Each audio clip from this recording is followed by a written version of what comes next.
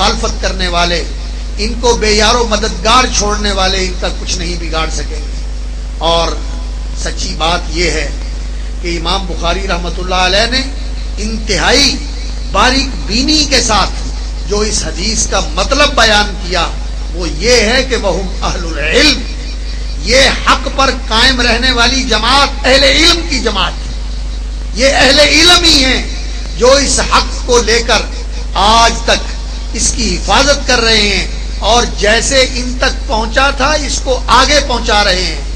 اور پھر یہ اس طرح کے لوگ دیکھنے کو ملتے ہیں جس طرح یہ ہمارے محترم اور مکرم بھائی عزیز اور ساتھی مولانا ادریس صاحب، اللہ تعالیٰ ان کے علم و عمل میں برکت عطا فرمائے اور ان کی کوششوں کو اللہ رب العزت قبول فرما کے بارآور فرمائے۔ اللہ اکبر۔ بینائی نہیں ہے لیکن اللہ رب العزت نے بصارت عطا فرمائی ہے، اور اللہ رب العزت نے دین کی خدمت کی یہ سعادت عطا فرمائی ہے کہ اس علاقے کے اندر بیٹھ کر انہوں نے دین کی شمع روشن کی اور دین کے پروانے سمٹ کے آنے شروع ہو گئے۔ اور آج تھوڑے دنوں کی بات ہے جب اس مدرسے کا آغاز کیا گیا اور جس بے سر و سامانی کے ساتھ یہ سفر شروع کیا گیا تھا، اور آج اللہ کے فضل سے یہ منظر ہے کہ یہاں اللہ کے دین کی محبت رکھنے والے پروانے سمٹ کے آئے ہوئے ہیں،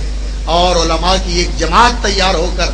فاضل اور فارغ التحصیل ہو کر انشاءاللہ العزیز وہ میدان عمل میں اترنے والی ہے۔ یہ اللہ رب العزت کی توفیق ہے، اور یہ اس دین کی حفاظت کا انتظام ہے جو اللہ رب العزت نے فرمایا ہے کہ آپ لوگ جو اس دین کے مشن کے معاون اور اس کے دست و بازو بنتے ہیں، آپ کی معاونت سے اور آپ لوگوں کی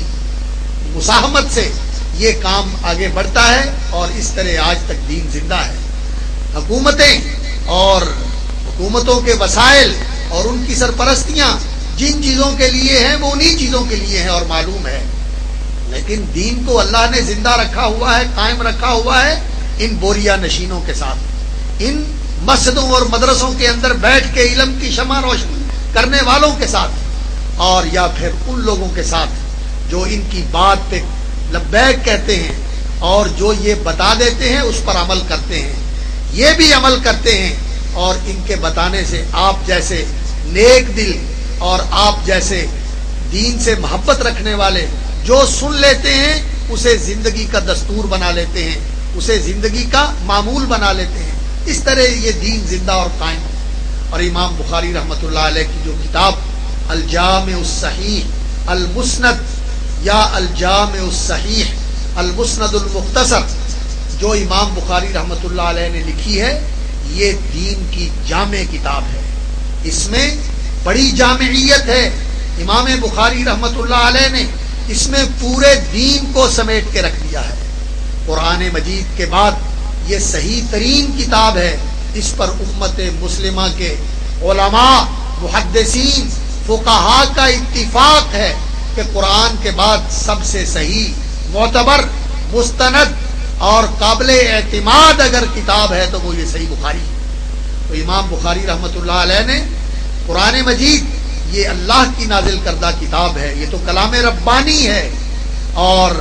اس کے اندر اللہ رب العزت نے آسمان سے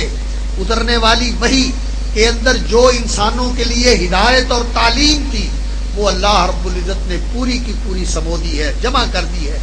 قرآن کے اندر جامعیت ہے، یہ آسمان سے نازل ہونے والی ساری ہدایت کی جامع کتاب ہے۔ اور قرآن کے بعد جس کتاب کو امت نے صحیح ترین کتاب مانا ہے وہ الجامع الصحیح امام بخاری رحمۃ اللہ علیہ کی کتاب ہے، اور اس میں امام بخاری رحمۃ اللہ علیہ نے پورے دین کو سمیٹ دیا ہے، پورے دین کو جمع کر دیا ہے، اصولی اعتبار سے، اساس اور بنیاد کے اعتبار سے، دین کے جتنے مسائل کی انسان کی زندگی کو، انسانی زندگی میں ضرورت پیش آ سکتی ہے، ان کی اصولی رہنمائی اس کتاب کے اندر امام بخاری رحمۃ اللہ علیہ نے جمع کر دی۔ قرآن مجید کی آیات اور رسول اکرم صلی اللہ علیہ وسلم کی احادیث اور سنن، صحابہ کے اقوال، تابعین کے فتاوی، اور پھر امام رحمۃ اللہ علیہ کی استنباطات اور استخراجات اور فقہی مسائل جو انہوں نے قرآن و سنت سے اخذ کر کے اس کتاب کے اندر بیان کیے ہیں، یہ ایک انسان کی دینی زندگی کی رہنمائی کے لیے اصولی طور پر کافی۔ اور امام بخاری رحمۃ اللہ علیہ فرمایا کرتے تھے کہ انسان کی زندگی میں جس کسی چیز کی ضرورت پیش آ سکتی ہے دینی حوالے سے، تو اللہ کے فضل سے اس کا حل قرآن و سنت کے اندر موجود ہے۔ قرآن و سنت میں وہ سب کچھ بیان کر دیا گیا ہے، اس کا حل موجود ہے۔ یہ نامعلوم لوگ کس جرأت کے ساتھ جسارت کرتے ہیں یہ بات کہنے کی کہ جی قرآن و حدیث کی نصوص تو محصور ہیں، گنی ہوئی ہیں، چند ایک ہیں جو گنی جا چکی ہیں، اور دنیا کے اندر پیش آنے والے مسائل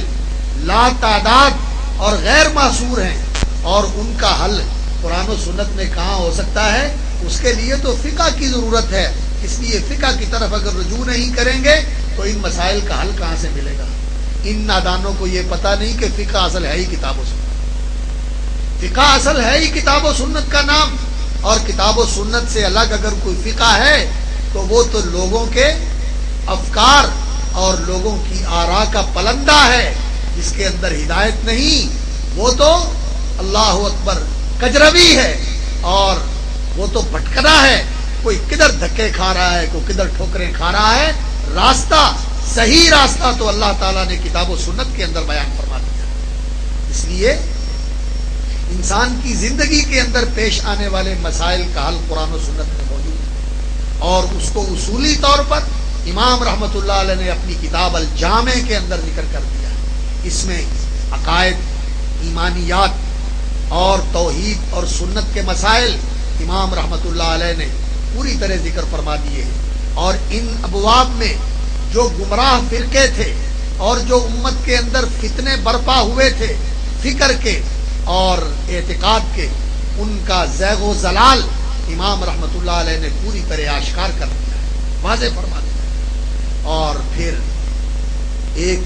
مسلمان کو جس چیز کی ضرورت ہوتی ہے دینی معرفت کے لیے، علم و عمل میں، وہ پورا کچھ امام رحمۃ اللہ علیہ نے اس الجامع الصحیح کے اندر مدون فرما دیا ہے۔ کتاب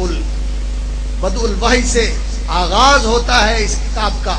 اور اس کے بعد کتاب الایمان، کتاب العلم، کتاب الوضوء، کتاب الغسل، اور اسی طرح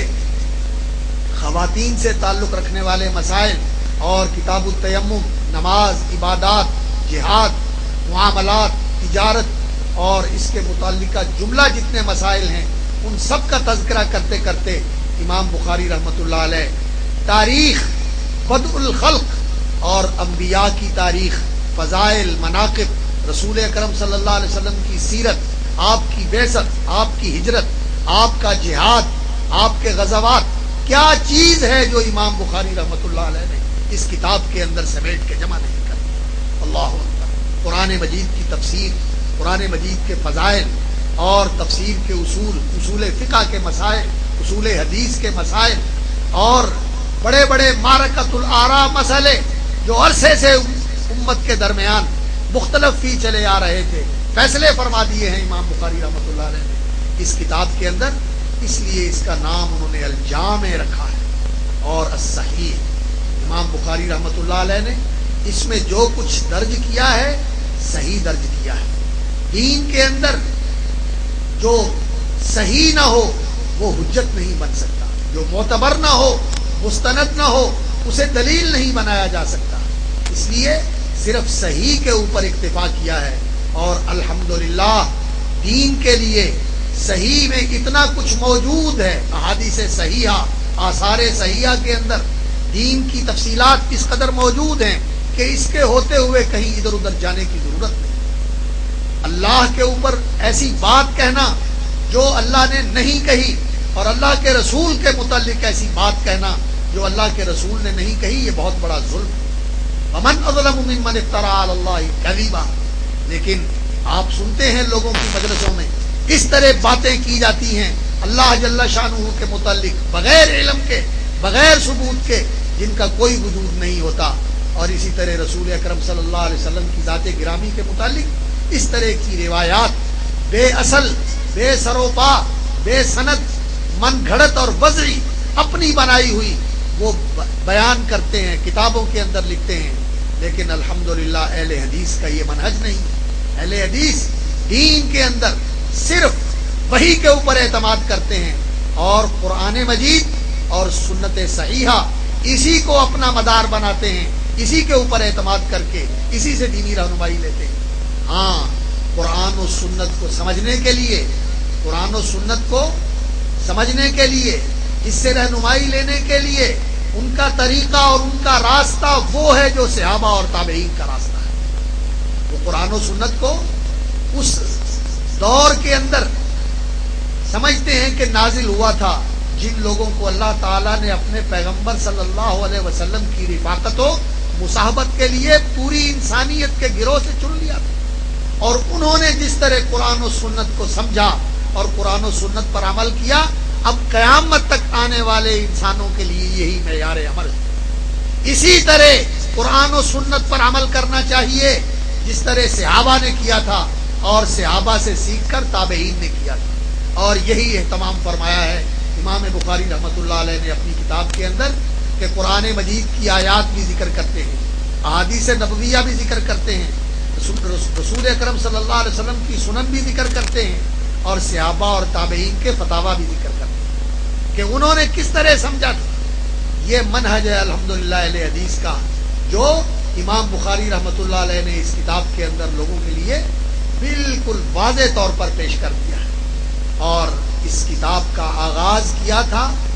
حدیث النیہ کے ساتھ، جس کے اندر یہ سبق دیا گیا کہ اس دین کی بنیاد ہے اخلاص للہیت کے اوپر۔ یہ دین انسان کو یہ سکھاتا ہے کہ اس دین کے تمام اعمال اللہ کی رضا کے لیے کرنے چاہیے۔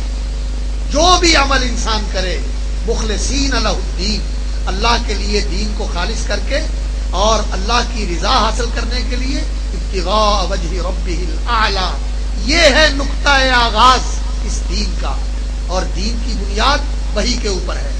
اور اس وحی کے اوپر ایمان لانا ضروری ہے کہ یہ اللہ کا کلام ہے، اللہ کی طرف سے نازل شدہ ہے، اور محمد الرسول اللہ صلی اللہ علیہ وسلم اللہ کے سچے اور آخری نبی اور رسول ہیں۔ رسول اکرم صلی اللہ علیہ وسلم کی تصدیق کرنا، آپ پر ایمان لانا، اور آپ صلی اللہ علیہ وسلم کے اوامر کی تعمیل کرنا، اور آپ صلی اللہ علیہ وسلم کے افعال و سنن کا اتباع کرنا، یہ راستہ ہے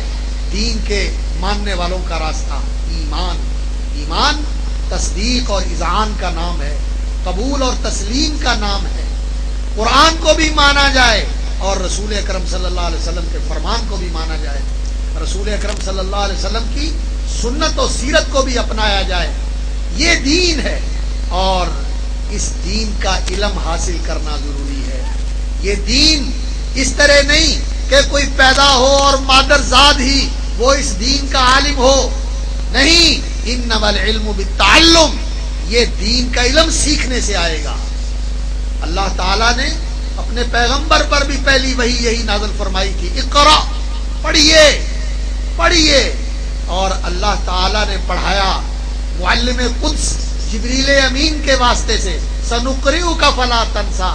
فإذا قرأناه فاتبع قرآنہ ثم إن علینا بیانہ۔